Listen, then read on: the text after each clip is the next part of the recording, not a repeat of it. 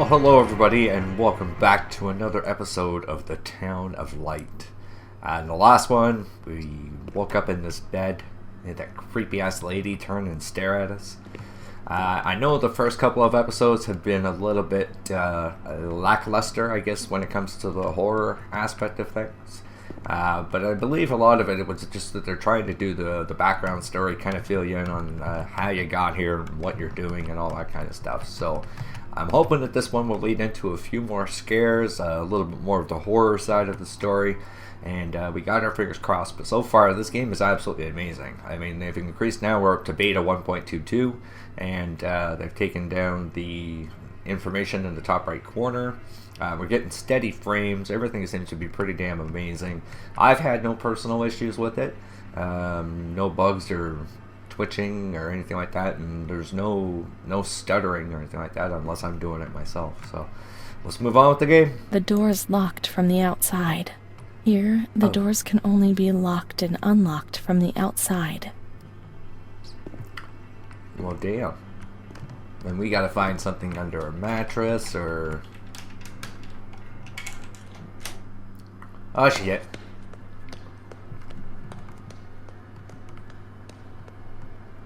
Of course, we can't just run outside and see who was running down the hallway, but... It's very creepy. Okay, I got that, like, hair standing up on the back of my neck kind of feeling now. You can't get out of here. Only the dead can leave. Oh, wonderful. So we have an easy way out if we want to. And I believe, like it said, a lot of these doors are going to be locked at the beginning, and then as the story progresses, more of them will open up. So we'll have to, oh nice dark ominous hallway for us to choose to go down, which I don't think we're going to have much of a choice. Oh, son of a bitch. Charlotte, what are you doing here? And why the hell are you in the light? Yeah, you just had to be there. Damn it. Most stories with dolls don't end well. Yeah. We'll just leave it at that. We'll leave it at that.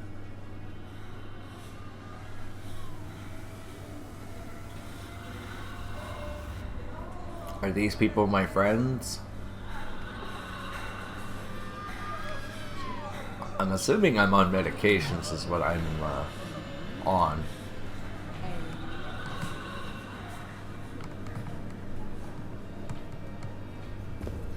Hey, give me back my dolly, you son of a bitch. Hey!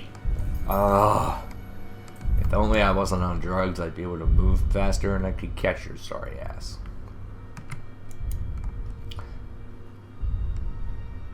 This is why I wear headphones. You guys might not be able to hear it as well, but if you're wearing headphones, or if you're not wearing headphones, I definitely recommend it.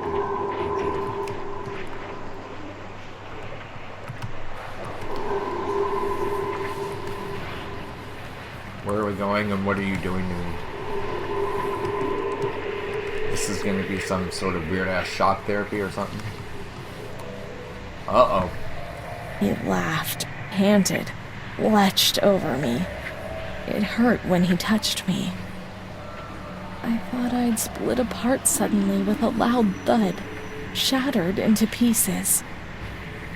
I felt fragile, sick, dirty, filthy. All I could do was clutch Charlotte tightly while Renee That's obeyed. filthy disgusting. He was the boss in the realm of light.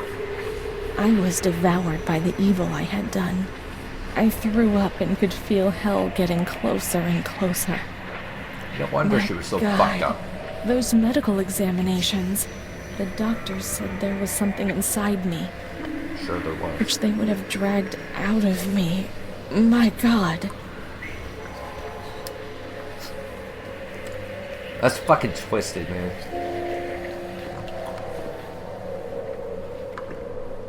And see, this is exactly what does go on in these things. Not all the time and not all of them, so I'm not pegging them all as bad places. But, I mean, the medical advances that we have today weren't there back in the 1800s or earlier kind of thing. And they thought, chopping the tops of people's heads off and cutting out certain parts of their brain could actually cure them of anxiety and schizophrenia and stuff like that, whereas we all know now that ain't true. Let's turn on. Oh, they're already on. Leave them on, leave them on. We don't need any scary ghosts and shit. Oh, I could go out here. Oh, I'll be damned. Like a hobo living somewhere around here. And we can't go back in here, no. So I wonder how long this thing's actually been abandoned for. That's my curiosity. Okay, you can be closed again. We definitely don't need any other open doors. We've got enough bad shit going on in here. Did that door just open? I'll have to watch that back. Watch, we're gonna find my room more than likely. And that's when all the real bad memories will come back.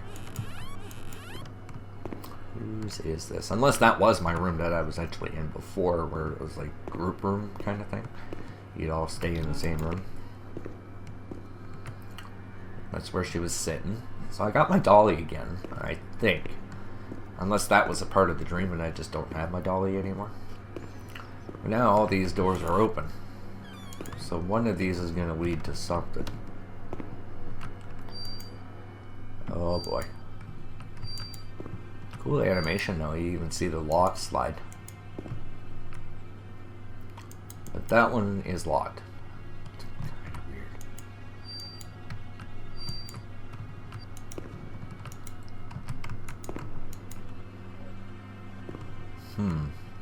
And nothing was in these?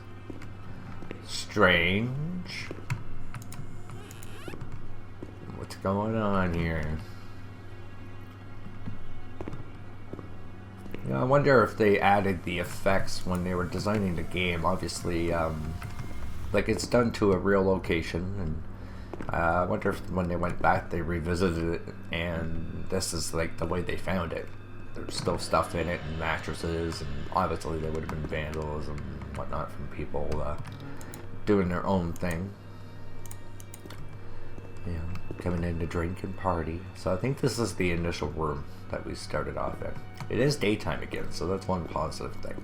She stayed with Renee during those terrible medical examinations. That's what gave her the strength to survive. I'm sure that's exactly what it was. Yeah, I said at the beginning that I was hoping we would get into more of the scare stuff, but I don't know whether or not that'll happen during the day or if it's more prone to happen at night. But I'm loving the game so far. Oh, something's loading.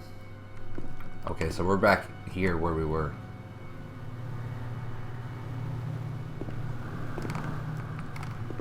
Okay, wait. Isn't that... There was a room that was in here that had...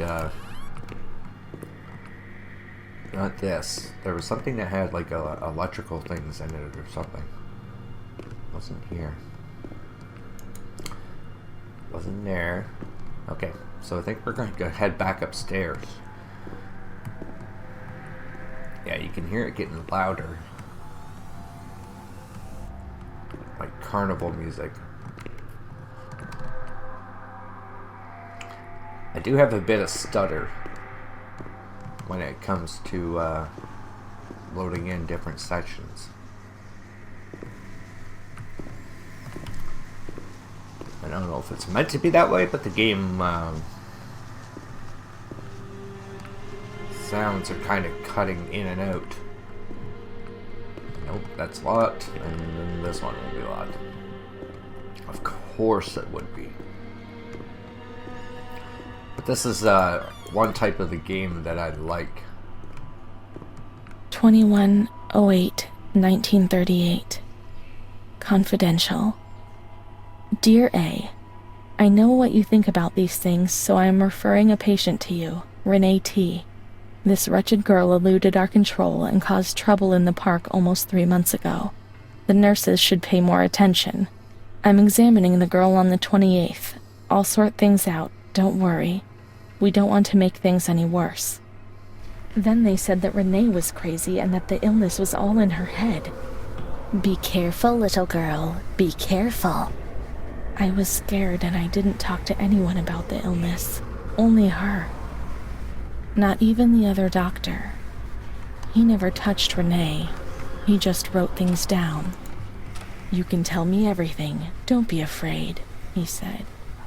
Everything's going to be fine. I'm sure it would be. Do you want to know what I'm writing? No. I write down what I see about you.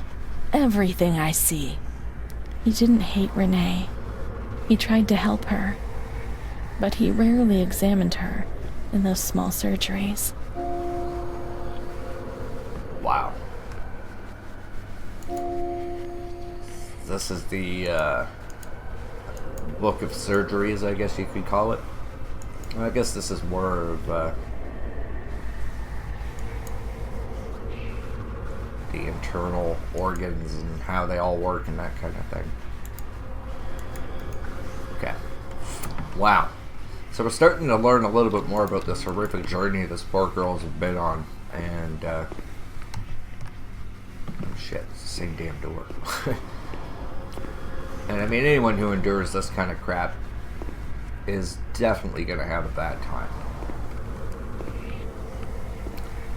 But I tell you guys, the noises that you can hear in my headphones are just insane. Really sets the tone.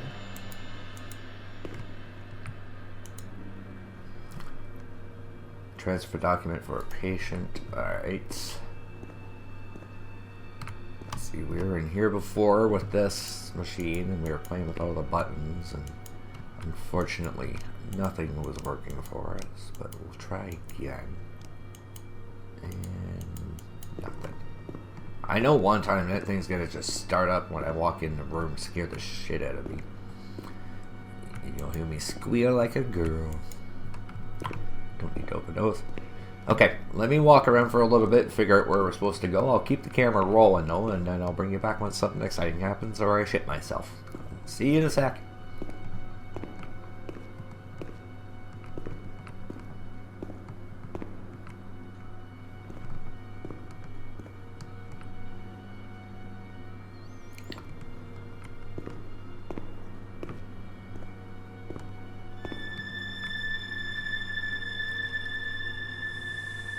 Alright, so the eerie music starts just as I walk into here. I thought you were downstairs. Is my name Charlotte or is that the doll? Or is it Renee? I don't know. I thought I was Renee and she was Charlotte. Okay, so we're gonna... we take our dolly? Can we go places and do things? Talk to me, Charlotte. What am I supposed to do? Help me out. Let me figure out how to help you. Nothing in there. We could always do surgery on her. I mean, helped me, right? Alright, I'm back in the locker room. I didn't actually see that there was another section over here. So we're going to try opening up this other stuff. See if there's something that jumps out to kill us, or if there's things we can grab, like this. Dear Director, I have now been working in this institute for 5 years. A simple person, not educated. I feel embarrassed already about this. I always try to look on the bright side, but sometimes you have to do difficult things. It's our duty. I understand and accept it. There's no alternative. However, I've decided to write this because because something is happening which is not acceptable. I am well aware that among us there is someone who dedicates too much attention to the younger female patients that are confused. The serious nature of this fact has spurred me on to write to you. I am certain your indignation and of the measures you will adopt to solve the problem. Please accept my fondest regards and respect. Okay, so this person knows what's going on. So, I wonder if they were silenced.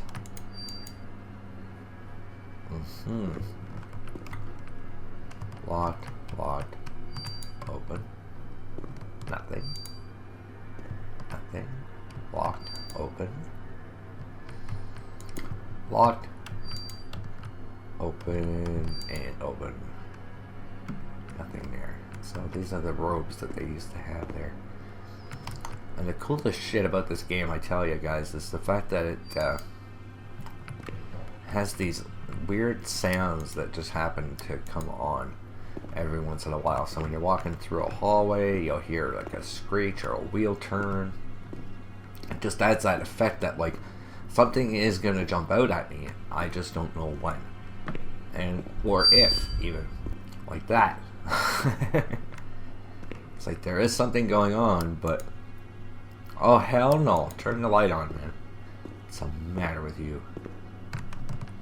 Okay, so we went out here. That's with the shopping cart. This is in the bathroom where we had that unfortunate memory of what happened to us. Let's see anything that we can pick up here. Okay, we'll continue down the hallway further to the left to see if anything else pops out at us. And I'll be sure to keep you guys around. I want to start cutting the footage just so it's not a lot of me wandering back and forth. So when something goes down, I'll bring you back. June 1935. After much theorizing and practice in clinics for the privilege, the moment to act has finally arrived.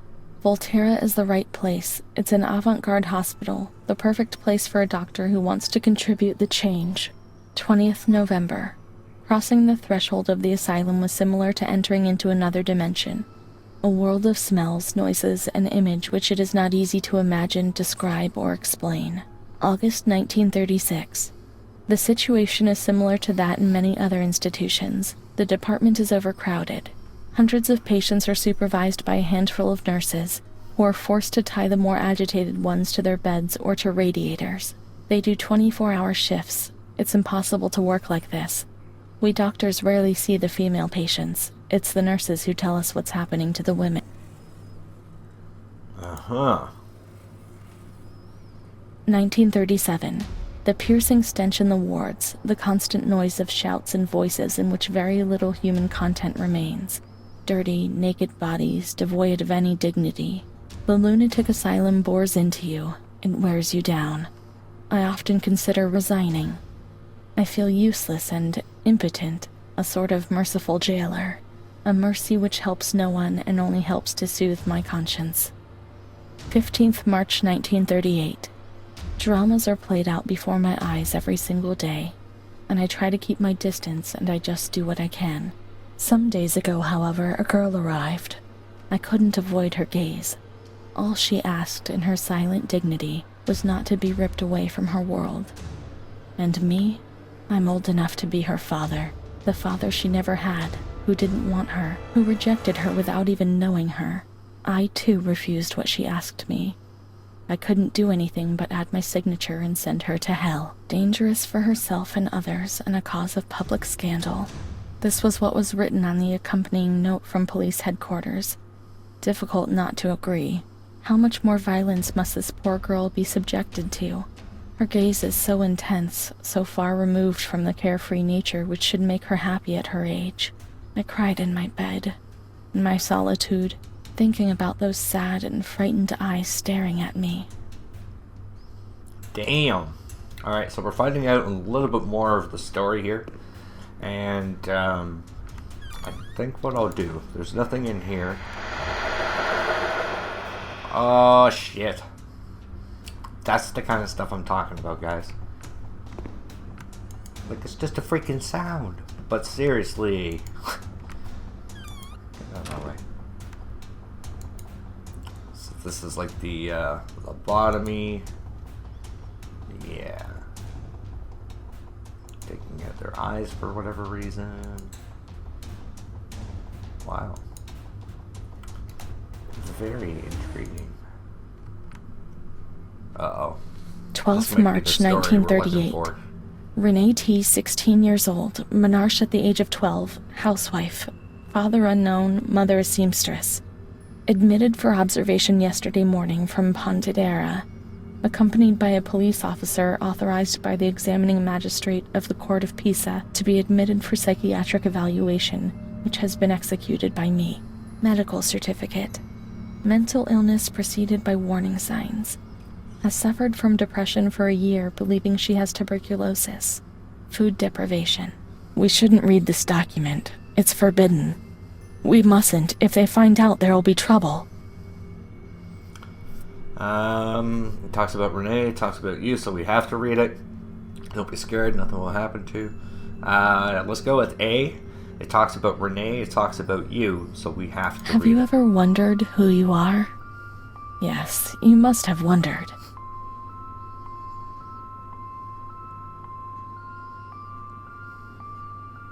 I never had children, I think. Let's read it. I need to understand. I need to remember. Yeah, we do. She is scared, hears noises and spirits, presents serious signs of anxiety psychosis, suffers from hallucinations. She is anxious, confused, has a distressed expression, a questioning look as if terrified, disoriented. She feels confused, hears voices shouting in her head. She doesn't understand properly. She has not felt well for 2 or 3 months. When questioned, she replies, "My mother wants to hurt me. She always scares me. She chases me. Why are you here?" I had argued with my mother, and I was so disturbed by the shock that I felt like my head was spinning. There was a woman there who wanted to force me into a life of prostitution. They wanted to condemn me to be burned at the stake. Children were whispering, calling my name. 16th March. She couldn't sleep last night. They wanted to condemn her to be burned at the stake. 4th April. Transferred to the quiet ward, still under my supervision. Yes, that's true. The ward where Amara was. Yes, the stake. The children wanted to burn Renee. She had to pay for what she'd done. Like witches at the stake.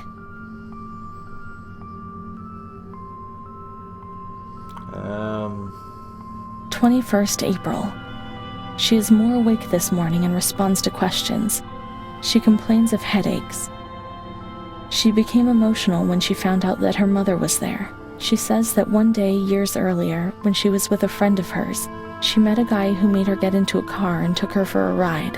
There, she was made to smoke cigarettes and drink spirits, and that guy showed her certain things. He tried to hurt her and made her go crazy. She says that he promised to marry her and made her swear to keep it a secret. These details were roughly confirmed by her mother. After that, she became domineering, impatient, and hostile to her family, especially her mother. She started taking off her clothes in public, going from laughter to tears without warning. She rants, masturbates. I can't remember these things, only the guilt, the stake. I know that I deserve to pay for that guilt. I knew it even then. Holy shit, man. Talk about a troubled childhood.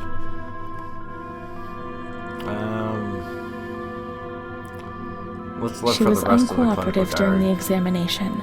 She didn't want to be stripped. She remained rigid. Voluntary attention almost absent. Probable hallucinations. 25th April.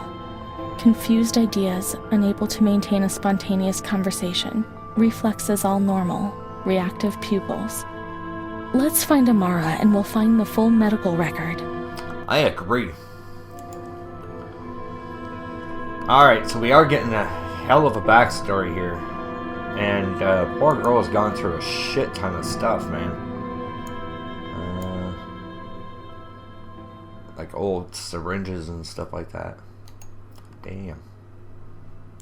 Can I take that one for myself? Nope. What else we got over here? Let's just take a quick peek. Nothing. Nothing. Don't need that. Open up the drawer. Nothing. That one. Nothing. Okay. So, creepy, yes. Scary, no. Why the hell they got all these weird ass pictures on the wall? If that's supposed to soothe me, sure as shit ain't gonna do it. Who's this guy? Professor Senor Dot, 1925. Alright guys, this is where I'm going to call the episode, but good news, I'm actually going to release 2 more episodes this weekend, one on Saturday, one on Sunday, all with face cam. I'm working the night shift this weekend, so I'll unfortunately have to do recording during the day, but at least that way I'll be able to get them out to you guys probably, I'm hoping around 3 o'clock in the afternoon Eastern time. So look for it then, and potential for a little bit of Rocket League as well. Hope you guys enjoyed this episode, and if you did, please leave a like. It really helps my channel grow. And if you want to see videos every single day, be sure to hit the sub button. Thanks everyone, and I'll see you in the next one. Take care.